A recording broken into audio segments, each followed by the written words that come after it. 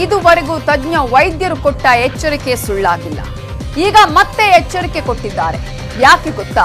ಹಿಂದೆಂದೂ ಕಾಣದಷ್ಟು ಭೀಕರ ವೈರಸ್ ಆಗಿ ಕೊರೋನಾ ಬದಲಾಗಿದೆಯಂತೆ. ಅಷ್ಟಕ್ಕೂ ಈ ರೂಪಾಂತರಿ ಕೊರೋನಾ ಹೇಗೆ ಬಂತು, ಎಲ್ಲಿಂದ ಬರ್ತಿದೆ, ಕೇಂದ್ರ ಸರ್ಕಾರ ಕೊಟ್ಟಿರುವ ಎಚ್ಚರಿಕೆ ಏನು, ಎಲ್ಲದರ ಕಂಪ್ಲೀಟ್ ರಿಪೋರ್ಟ್ ಇಲ್ಲಿದೆ. 5 ದೇಶಗಳಲ್ಲಿ ಕೊರೋನಾ ಭೀಕರ ರೂಪಾಂತರ. ಬೋಟ್ಸ್ವಾನಾ ವೈರಸ್ಗೆ ಬೆಚ್ಚಿ ಬೀಳುತ್ತಿದೆ ಜಗತ್ತು.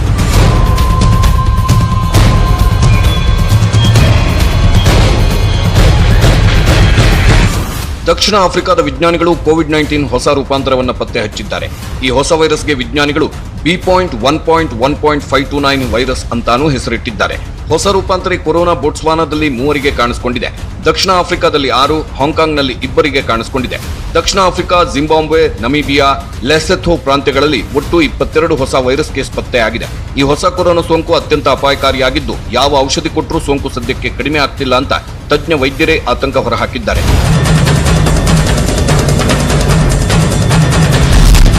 ದೇಶಾದ್ಯಂತ ಮತ್ತೆ ರೂಪಾಂತರಿ ವೈರಸ್ ಆತಂಕ. ಬೋಟ್ಸ್ವಾನಾ ರೂಪಾಂತರಿ ವೈರಸ್ ಈಗಿದ್ದ ಎಲ್ಲ ಕೊರೋನಾ ವೈರಸ್ಗಳಿಗಿಂತಲೂ ಮಾರಕವಾಗಿದೆ. ವಿಷಯ ಗೊತ್ತಾಗ್ತಿದ್ದಂತೆ ಭಾರತದಲ್ಲಿ ಕಟ್ಟೆಚ್ಚರ ಘೋಷಿಸಿದೆ. ಪ್ರಮುಖ 12 ರಾಷ್ಟ್ರಗಳಿಂದ ಬರೋ ಪ್ರಯಾಣಿಕರಿಗೆ ಕೇಂದ್ರ ಹೊಸ ಗೈಡ್ಲೈನ್ಸ್ ಕೊಟ್ಟಿದೆ. ವಿದೇಶದಿಂದ ಬರುವಾಗ RT-PCR ನೆಗೆಟಿವ್ ರಿಪೋರ್ಟ್ ತಂದಿದ್ದರೂ ಭಾರತಕ್ಕೆ ಬಂದಿಳಿದ ಮೇಲೂ ಕೋವಿಡ್ ಟೆಸ್ಟ್ ಕಡ್ಡಾಯ.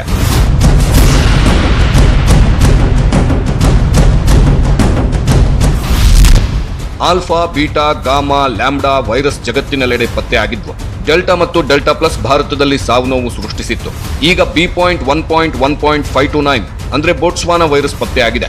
ಹೀಗಾಗಿ ಎಲ್ಲಾ ವಿದೇಶಿ ಪ್ರಯಾಣಿಕರ ಬಗ್ಗೆ ತೀವ್ರ ನಿಗಾ ವಹಿಸಿ, ಕೋವಿಡ್ ಲಕ್ಷಣಗಳಿದ್ರೆ ತಕ್ಷಣ ಕ್ವಾರಂಟೈನ್ ಮಾಡಿ, ಕೊರೋನಾ ಟೆಸ್ಟ್ ಜೊತೆಗೆ ಸ್ಕ್ರೀನಿಂಗ್ ತೀವ್ರಗೊಳಿಸಿ. ದಕ್ಷಿಣ ಆಫ್ರಿಕಾ, ಹಾಂಗ್ಕಾಂಗ್, ಬೋಟ್ಸ್ವಾನಾ ಈ 3 ದೇಶಗಳ ಪ್ರಯಾಣಿಕರ ಮೇಲೆ ಹೆಚ್ಚು ನಿಗಾ ಇಡಿ. ಕೋವಿಡ್ ದೃಢಪಟ್ಟರೆ ಜಿನೋಮ್ ಸೀಕ್ವೆನ್ಸಿಂಗ್ ಸಂಗ್ರಹಿಸಿ ಲ್ಯಾಬ್ಗೆ ಕಳಿಸಿ. ನಿರ್ಲಕ್ಷ್ಯ ಮಾಡಬೇಡಿ ಅಂತ ಕೇಂದ್ರ ಆರೋಗ್ಯ ಇಲಾಖೆ ಸೂಚಿಸಿದೆ. ಬೆಂಗಳೂರಲ್ಲಿ ಮತ್ತೆ ಹೆಚ್ಚಾಗ್ತಿದೆ ಕೊರೋನಾ ಕೇಸ್. ಒಂದೇ ಸ್ಕೂಲಲ್ಲಿ 33 ವಿದ್ಯಾರ್ಥಿಗಳಿಗೆ ಸೋಂಕು. ಬೋಟ್ಸ್ವಾನಾ ವೈರಸ್ ಯಾವಾಗ, ಹೇಗೆ, ಎಲ್ಲಿಂದ ಹರಡುತ್ತೋ ಗೊತ್ತಿಲ್ಲ. ಸದ್ಯಕ್ಕೆ ಭಾರತದಲ್ಲಿ ಅಧಿಕೃತವಾಗಿ ಕಾಣಿಸಿಲ್ಲ, ಆದರೂ ಆತಂಕ ಹೆಚ್ಚಾಗಿದೆ. ಯಾಕಂದ್ರೆ 3ನೇ ಅಲೆ ಭಯದ ಮಧ್ಯೆ ಕರ್ನಾಟಕದಲ್ಲಿ ಮತ್ತೆ ಕೊರೋನಾ ಸ್ಫೋಟವಾಗ್ತಿದೆ. ಬೆಂಗಳೂರಿನ ವರ್ತೂರು ಸಮೀಪದ ಬೋರ್ಡಿಂಗ್ ಸ್ಕೂಲ್ನ 33 ವಿದ್ಯಾರ್ಥಿಗಳಿಗೆ ಕೊರೋನಾ ತಗುಲಿದೆ. ಸ್ಕೂಲ್ನ ಓರ್ವ ಸಿಬ್ಬಂದಿಗೂ ಪಾಸಿಟಿವ್ ಬಂದಿದೆ. ಈಗ 300 ವಿದ್ಯಾರ್ಥಿಗಳನ್ನು ಕೊರೋನಾ ಟೆಸ್ಟ್ ಮಾಡಿಸಿದ್ದು ಇನ್ನೂ ಸೋಂಕು ಹೆಚ್ಚುವ ಆತಂಕ ಇದೆ.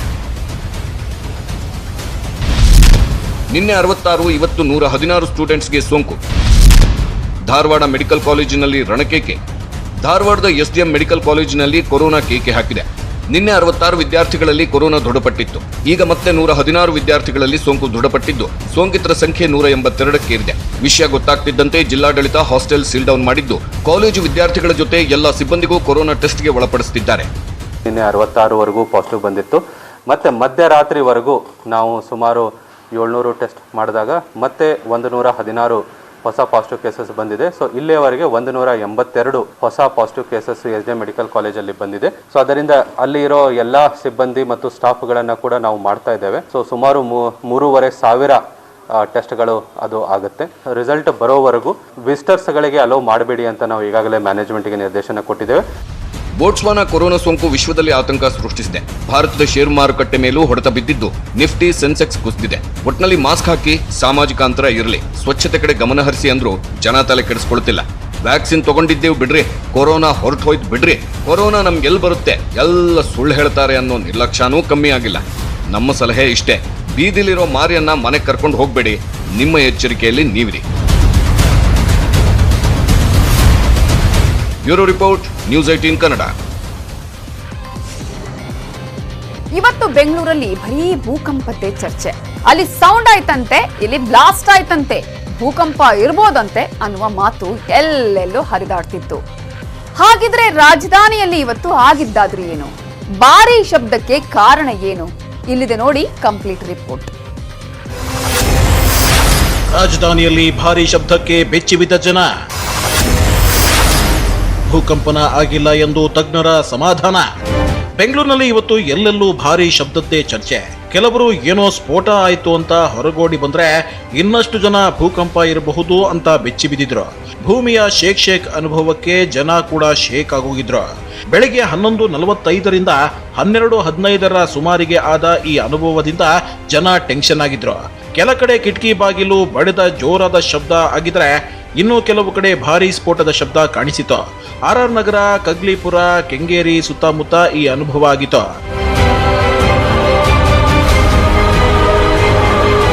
ಬೆಂಗಳೂರಲ್ಲಿ ಭಾರೀ ಶಬ್ದ ಉಂಟಾಗಿದ್ರೆ ಅಂಥದ್ದು ಏನೂ ಆಗಿಲ್ಲ ಅಂತ ಜನರಿಗೆ ಭೂಗರ್ಭ ಶಾಸ್ತ್ರಜ್ಞರು ಜನರಲ್ಲಿ ಸಮಾಧಾನ ಪಡಿಸಿದ್ರು.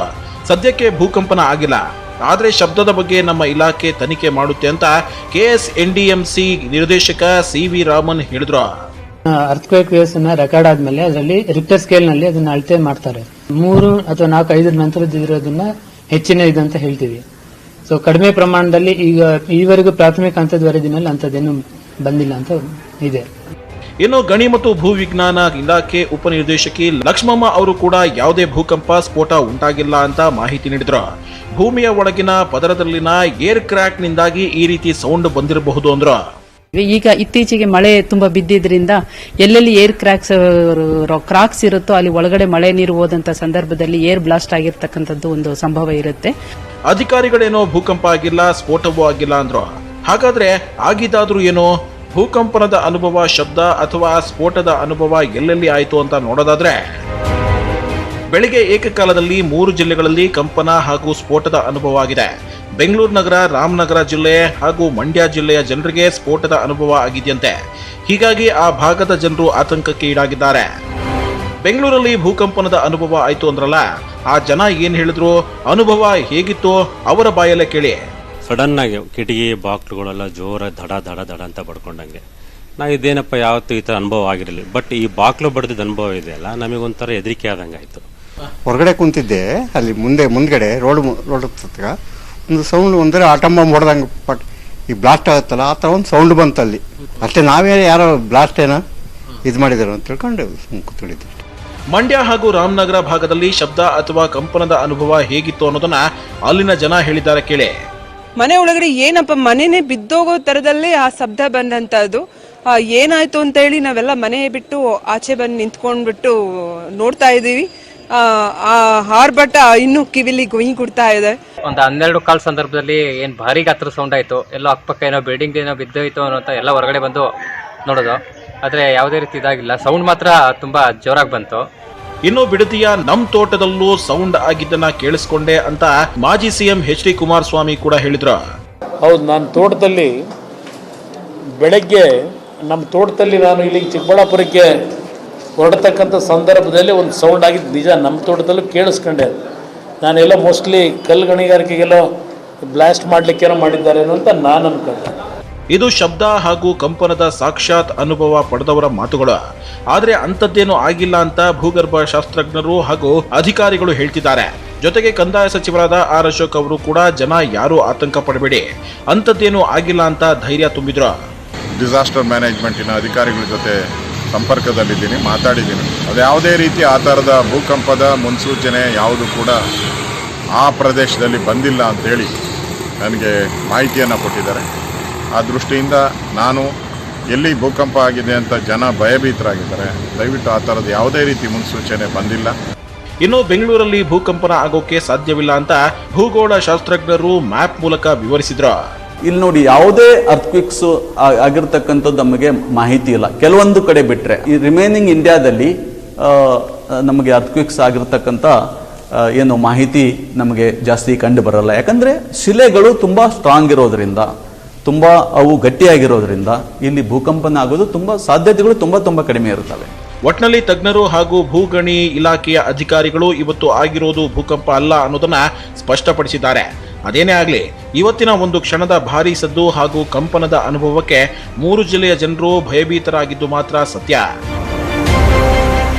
Bureau report, news 18 Kannada. ರಾಜ್ಯದಲ್ಲಿ ಮೊನ್ನೆಯಿಂದ ACB ಭ್ರಷ್ಟ ಕುಳಗಳ ಭೇಟಿಯಾಗ್ತಿದೆ. ಇಂದೂ ಸಹ ಕೆಲ ಅಧಿಕಾರಿಗಳ ಮನೆಯಲ್ಲಿ ಪರಿಶೀಲನೆ ನಡೆಯಿತು. ಭ್ರಷ್ಟರ ಮನೆಗಳಲ್ಲಿ ಹುಡುಕಿದಷ್ಟು ಅಕ್ರಮ ಬಯಲಾಗ್ತಾನೇ ಇದೆ.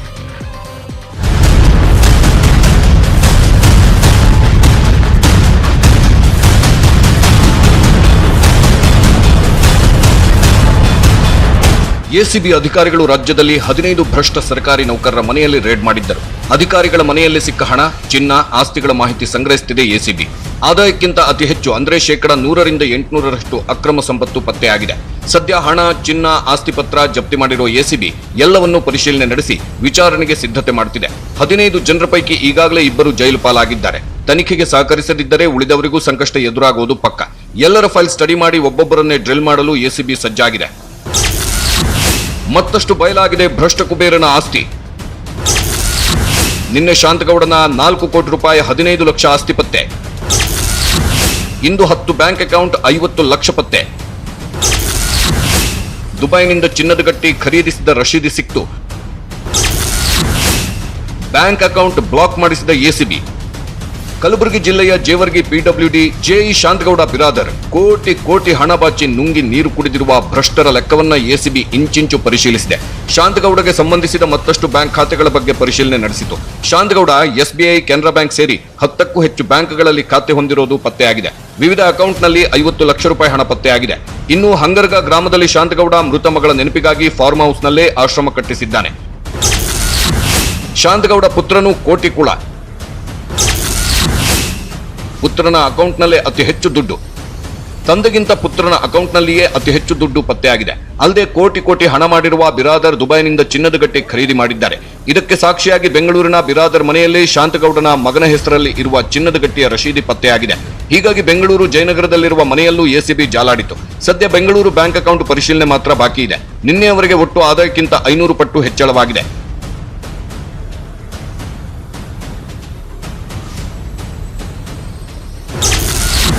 ಬಿಡಿಎ ಕಚೇರಿ ಮೇಲೆ ಎಸಿಬಿ ದಾಳಿ ಕೇಸ್ಗೆ ಟ್ವಿಸ್ಟ್. ನಿರೀಕ್ಷೆಗೂ ಮೀರಿ ದಾಖಲೆ ವಶಕ್ಕೆ ಪಡೆದ ಎಸಿಬಿ. ಬಿಡಿಎ ಕಚೇರಿಗಳ ಮೇಲೆ ಎಸಿಬಿ ದಾಳಿ ಕೇಸ್ಗೆ ಟ್ವಿಸ್ಟ್ ಸಿಕ್ಕಿದೆ. ನಿರೀಕ್ಷೆಗೂ ಮೀರಿ ಎಸಿಬಿ ಅಧಿಕಾರಿಗಳು ದಾಖಲೆಗಳನ್ನು ವಶಕ್ಕೆ ಪಡೆದಿದ್ದಾರೆ. ಬಿಡಿಎ ಕಚೇರಿಗಳಲ್ಲಿ 112 ಕಡತಗಳನ್ನು ವಶಕ್ಕೆ ಪಡೆದಿರುವ ಎಸಿಬಿ ಈ ಫೈಲ್ಗಳ ಪರಿಶೀಲನೆಗಾಗಿ 10 ಮಂದಿ ಎಕ್ಸ್ಪರ್ಟ್ ಟೀಮ್ ರೆಡಿ ಮಾಡಿದೆ. ದಾಖಲೆಗಳಲ್ಲಿ ಏನಾದರೂ ಲೋಪವಿದ್ರೆ ಕಡತಕ್ಕೆ ಸಹಿ ಹಾಕಿರುವ ಅಧಿಕಾರಿಗಳನ್ನು ಕರೆದು ವಿಚಾರಣೆ ಮಾಡಲಿದೆ. ಸದ್ಯ 2016 ರಿಂದ 2019 ಅವಧಿಯಲ್ಲಿನ ಅಕ್ರಮದ ಬಗ್ಗೆ ತನಿಖೆ ಮಾಡುತ್ತಿದೆ.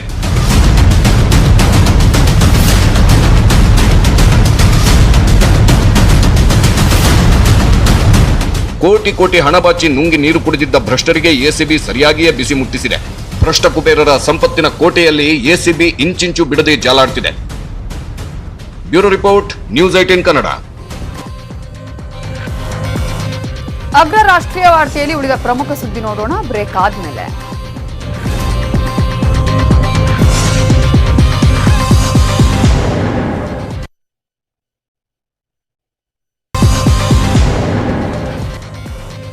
Welcome back. ಪ್ರಜಾಪ್ರಭುತ್ವಕ್ಕೆ ವಂಶ ರಾಜಕಾರಣ ಯಾವತ್ತಿದ್ರೂ ಮಾರಕ. ಹೀಗಂತ ಕಾಂಗ್ರೆಸ್ ಹೆಸರು ಹೇಳದೆ ಪ್ರಧಾನಿ ಮೋದಿ ವಾಗ್ದಾಳಿ ಮಾಡಿದ್ರು. ಇನ್ನೊಂದು ಕಡೆ ಕೇಂದ್ರ ಸರ್ಕಾರದ ವಿರುದ್ಧ ರೈತ ಸಂಘಟನೆಗಳು ಕಾಂಗ್ರೆಸ್ ವಾಗ್ದಾಳಿ ನಡೀತಾನೆ ಇದೆ. ಇವತ್ತು ಸಂವಿಧಾನ ದಿನ. 1949ರಲ್ಲಿ ಸಂವಿಧಾನ ಸಭೆಯು ಭಾರತದ ಸಂವಿಧಾನವನ್ನ ಅಂಗೀಕರಿಸಿದ ದಿನ.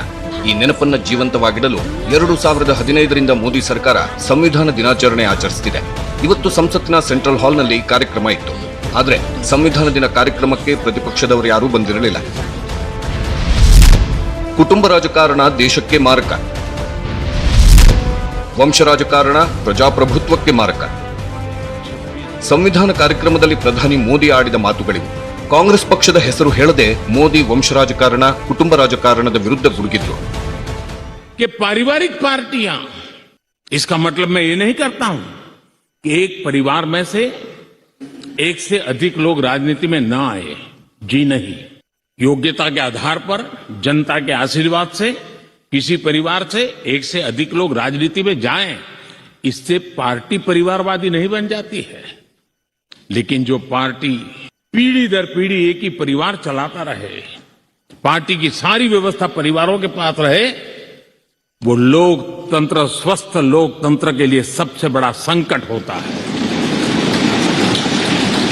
जब राजनीतिक लाभ के लिए सारी मर्यादाओं को तोड़कर, लोक लाज को तोड़ करके उनके साथ बैठना उठना शुरू हो जाता है, तो देश के नौजवान के मन में लगता है कि अगर इस प्रकार से राजनीति के क्षेत्र में नेतृत्व करने वाले लोग भ्रष्टाचार में डूबे हुए लोगों की प्राण प्रतिष्ठा कर रहे हैं, ಒಂದ್ ಕಡೆ ಪ್ರಧಾನಿಗಳು ಕುಟುಂಬ ರಾಜಕಾರಣದ ಬಗ್ಗೆ ಮಾತಾಡ್ತಿದ್ರೆ ಇನ್ನೊಂದು ಕಡೆ ದೇಶದ ಹಲವೆಡೆ 3 ಕೃಷಿ ಮಸೂದೆ ವಾಪಸ್ ಪಡೆದಿದ್ರೂ ಪ್ರತಿಭಟನೆ ನಿಲ್ಲಿಸಿಲ್ಲ.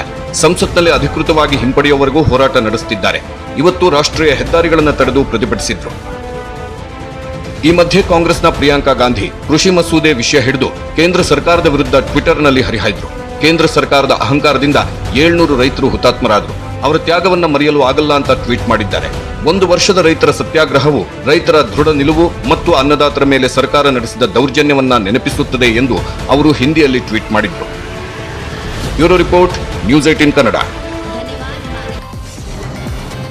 4-5 ದಿನಗಳಿಂದ ಮಳೆ ಕಮ್ಮಿ ಆಗಿತ್ತು ಅಂತ ನೆಮ್ಮದಿಯಾಗಿದ್ದವರಿಗೆ ಮತ್ತೆ ಮಳೆ ಕಾಟ ಕೊಡ್ತಿದೆ.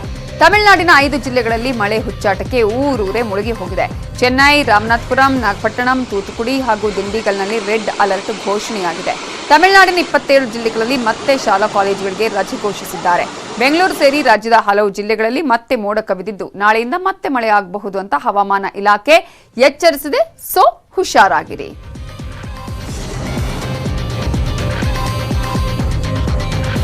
ಅಗ್ರ ರಾಷ್ಟ್ರೀಯ ವಾರ್ತೆ ಮುಂದುವರಿಯುತ್ತೆ ಬ್ರೇಕ್ ಆದ್ಮೇಲೆ.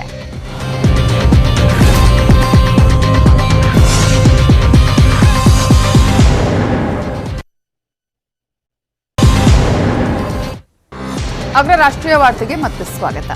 RRR ಸಿನಿಮಾ ಪ್ರಮೋಷನ್ಗಾಗಿ ಬೆಂಗಳೂರಿಗೆ ಬಂದಿದ್ದ ನಿರ್ದೇಶಕ ರಾಜಮೌಳಿ ಕಾರ್ಯಕ್ರಮ ಮುಗಿಸಿ ಪುನೀತ್ ರಾಜ್ಕುಮಾರ್ ಮನೆಗೆ ಬಂದು ಅಶ್ವಿನಿ ಅವರಿಗೆ ಸಾಂತ್ವನ ಹೇಳಿದ್ದಾರೆ.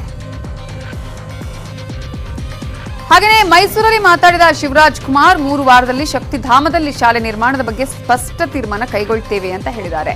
ಜೇಮ್ಸ್ ಸಿನಿಮಾಗೆ ವಾಯ್ಸ್ ಕೊಡಿ ಅಂತ ಕೇಳಿದ್ದಾರೆ. ಆದ್ರೆ ನನ್ನ ವಾಯ್ಸ್ ಅಪ್ಪುಗೆ ಸೂಟ್ ಆಗಲ್ಲ. ಒಂದು ವೇಳೆ ನೀವೇ ಕೊಡಿ ಅಂದ್ರೆ ವಾಯ್ಸ್ ಕೊಡ್ತೀನಿ ಅಂತ ಹೇಳಿದ್ರು.